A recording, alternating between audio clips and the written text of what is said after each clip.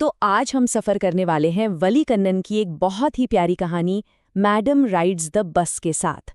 ये कहानी सिर्फ एक बस यात्रा की नहीं है, बल्कि ये दिखाती है कि कैसे कभी-कभी एक छोटा सा सफ़र जिंदगी के सबसे बड़े सबक सिखा जाता है। जैसा कि यहाँ कहा गया है, ये कहानी एक 8 साल की बच्ची की पहली बस यात्रा के बारे में है, लेकिन ये यात्रा उसे सीधे जिंदगी और मौत के रहस्य से मिला देती है।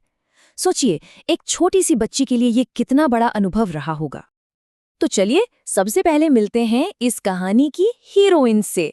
एक छोटी सी लड़की, नाम है वल्ली, जिसकी आंखों में ना पूरे दुनिया को जान लेने की एक जबरदस्त उत्सुकता है।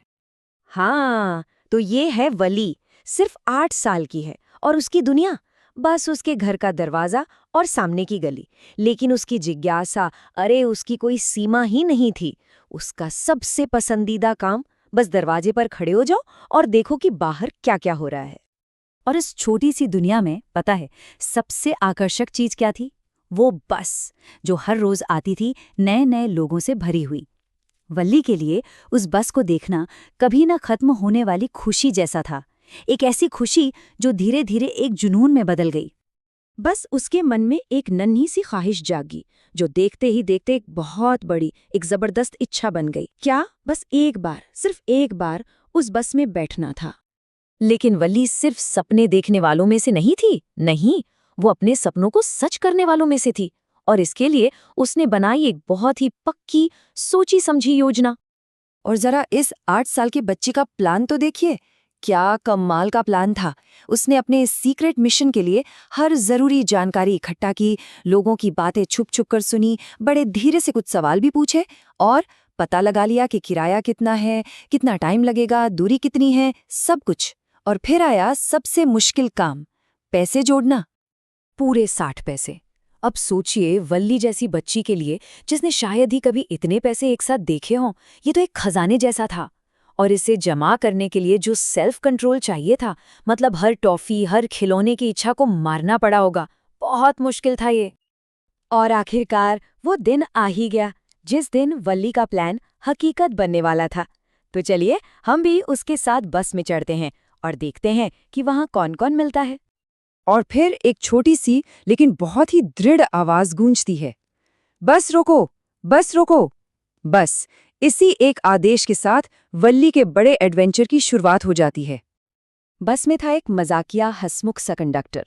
वो वल्ली के बड़ों जैसे एटीट्यूड को देखकर हैरान भी था और उसे मजा भी आ रहा था। वो मजाक में कहता है, अरे अरे मुझसे नाराज मत होइए मेरी फाइन मैडम, भाई मैडम के लिए रास्ता बनाओ।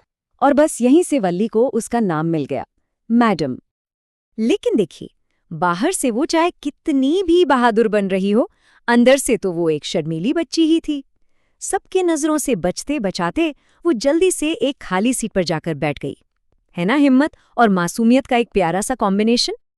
तो अब शुरू हुआ वो सफर, जिसका वल्ली ने न जाने कब से इंतजार किया था। वो तो बस अपनी आंखों से हर एक चीज, हर एक नज़ारे को जैसे पी रही थी। और क्या क्या नहीं था देखने को। बस खुद ही अंदर से हरी धारियों वाली चमचमाती हुई थी। ऊपर के हैंडल तो चांदी की तरह चमक रहे थे और खिड़की के बाहर ओहो, नहर, ताड़ के पेड़, दूर दिखते पहाड़ और बस जहां तक नजर जाए हरे भरे खेत। सब कुछ एकदम नया, एकदम जादुई। तभी एक बुजुर्ग की आवाज आती है, थोड़ी चिंता भरी, सुनो बच्ची, ऐसे खड़ा नहीं होना चाहिए, बैठ जाओ। अब उन्हें तो फिक्र थी, लेकिन वल्ली को अपनी आज़ादी में ये दखल अंदाजी बिल्कुल पसंद नहीं आई। उसे गुस्सा आ गया और उसने तुरंत जवाब दिया, पूरे हक से, यहाँ कोई बच्ची नहीं है, मैंने भी सबके जैसे पूरे 30 पैसे दिए हैं। मतलब साफ था, वो कोई बच्ची नहीं है जिसे कोई भी कुछ भी कह दे। वो एक पेइंग पैसेंजर है, एक बराबर की यात्री। और फिर अचानक कुछ ऐसा हुआ कि वल्ली खुशी से ताली बजाने लगी। एक छोटी सी गाय पूंछ हवा में उठाए बस के ठीक सामने पूरी तेजी से दौड़ रही थी। वो नज़ारा इतना मजेदार था, वो उसकी इस यात्रा का शायद सबसे खुशनुमा पल था, जिंदगी से भरपूर। वापसी का सफर भी उसी एक्साइटमेंट के साथ शुरू हुआ। वल्ली बहुत खुश थी, लेकिन अचानक एक ऐसा नज़ारा सामने आया जिसने सब कुछ बदल दिया।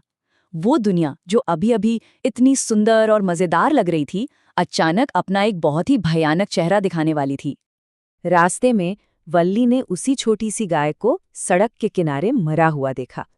वही गाय जो कुछ देर पहले जिंदगी से भरपूर दौड़ रही थी। वो नज़ारा बहुत भयानक था, बहुत डरावना। वो बेचारी वहां पड़ी थी, पैर फैले हुए, उसकी बेजान आंखें बस घूर रही थीं और चारों तरफ खून ही खून। जो कुछ देर पहले जिंदगी का प्रतीक थी, अब वो मौत का एक डरावना मंजर बन चुकी थी। बस उस एक पल ने यात्रा की सारी खुशी छीन ली। वो खुशी अब एक गहरे दुख में बदल गई थी। उस मरी हुई गाय की तस्वीर उसके दिमाग में बस गई थी और उसका सारा जोश, सारा उत्साह ठंडा पड़ गया। अब उसका खिड़की से बाहर देखने का बिल्कुल मन नहीं था। वली घर वापस आ गई। बाहर से देखने में तो वो वही 8 साल की बच्ची थी, लेकिन अंदर से वो बहुत बदल चुकी थी। उसने कुछ ऐसा देख लिया था, जिंदगी का एक ऐसा सच जान लिया था जिसे शायद शब्दों में बताया भी नहीं जा सकता। तभी वो अपनी माँ को किसी से बात करते हुए सुनती है। उसकी माँ कह रही थी, हाँ, हमारे आसपास कितनी सारी चीजें होती हैं और कई बार तो हम उनके बारे में जानते हुए भी उन्हें पूरी तरह से समझ नहीं पाते, है ना?